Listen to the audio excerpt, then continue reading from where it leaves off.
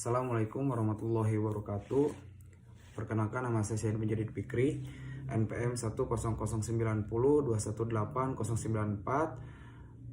Prodi Ekonomi Pembangunan, Fakultas Ekonomi dan Bisnis. Di sini saya mengambil skripsi saya yang berjudul Pengaruh Angka Partisipasi Sekolah dan Kepadatan Penduduk terhadap Laju Pertumbuhan Ekonomi di Jawa Barat tahun 2012 sampai 2021.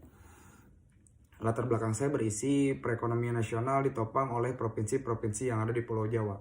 Provinsi-provinsi yang ada di Pulau Jawa ini mempertahankan posisinya sebagai kontributor utama penopang perekonomian nasional. DKI Jakarta menjadi urutan pertama penyumbang perekonomian yang ada di Pulau Jawa. Jawa Barat berada di posisi kelima dari keenam provinsi yang ada di Pulau Jawa.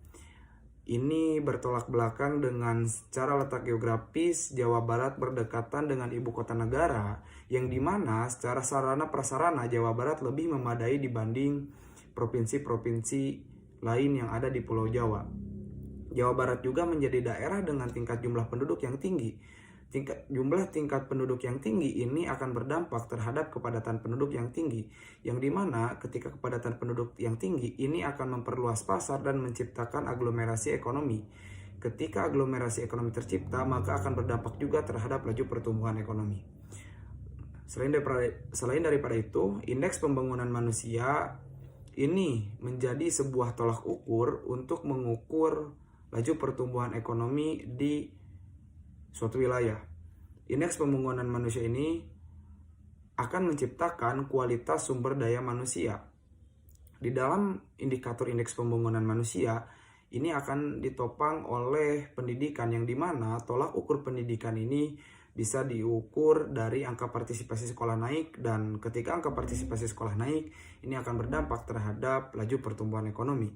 Berdasarkan hal itu, saya tertarik untuk meneliti penyebab ketidaksesuaian tersebut, atau persoalan yang menyebabkan kontribusi Jawa Barat tidak optimal dalam meningkatkan pertumbuhan ekonomi. Di sini ada metode penelitian. Metode penelitian saya yaitu metode analisis kuantitatif. Metode analisis kuantitatif penelitian yang dimulai dari pengimpunan data, menyusun data, menyajikan data, dan menganalisis data. Jenis dan sumber data yang saya ambil, jenis data yang digunakan adalah data sekunder, dan sumber data yang saya ambil dari Badan Pusat Statistik dan Simrek Bappenas. Dan di sini saya mengambil model analisis data panel. Model analisis data panel ini penggabungan antara time series, data time series, dan data cross section, yang dimana ketika penggabungan ini akan melihat hasil yang lebih luas dibanding mengambil data time series saja atau data cross section saja. Hasil dan pembahasan di sini ada pengujian model panel. Sebelum lanjut ke tahap pengujian selanjutnya, saya menguji di sini hasil uji cow. Hasil uji cow probabilitasnya yaitu 0,006. Berdasarkan hasil uji cow diperoleh nilai probabilitas sebesar 0,006 kurang dari 0,05, artinya H0 ditolak, H1 diterima, maka model yang dapat digunakan adalah fixed effect model. Nah, di sini sebelum ke pengujian analisis regresi, kita harus menyelesaikan dulu hasil uji Hausman. Berdasarkan hasil uji Hausman diperoleh nilai probabilitas sebesar 0,000 kurang dari 0,05, artinya H1 diterima, maka model yang digunakan adalah fixed effect model. Jadi yang digunakan di dalam penelitian ini yaitu fixed effect model. Di sini ada hasil uji multikolonialitas. Uji multikolonialitas ini adalah perbandingan antara R kuadrat lama dan R kuadrat baru.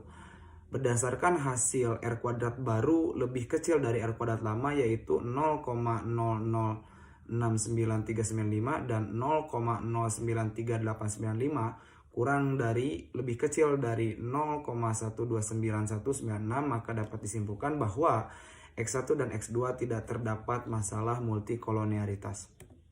Di sini ada hasil uji heterokedastisitas.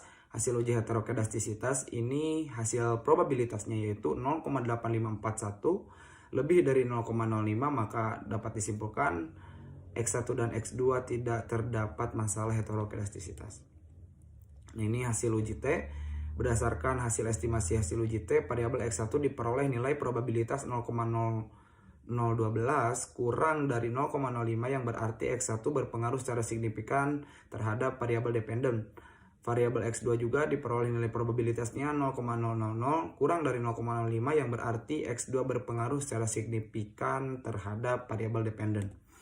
Di sini hasil estimasi uji F. Hasil estimasi uji F ini hasilnya 0,00168 kurang dari 0,05, artinya variabel X1 dan X2 secara bersama-sama berpengaruh terhadap variabel dependen. Dan hasil dari R kuadrat ataupun R square sebesar 12%.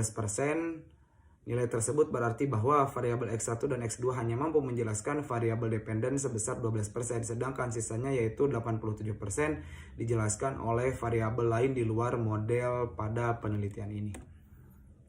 Kesimpulannya adalah secara parsial, variabel independen yaitu angka partisipasi sekolah dan kepadatan penduduk berpengaruh negatif terhadap laju pertumbuhan ekonomi di Jawa Barat tahun 2012 sampai 2021. Secara bersama-sama, variabel independen yaitu angka partisipasi sekolah dan kepadatan penduduk berpengaruh terhadap laju pertumbuhan ekonomi di Jawa Barat tahun 2012 sampai 2021.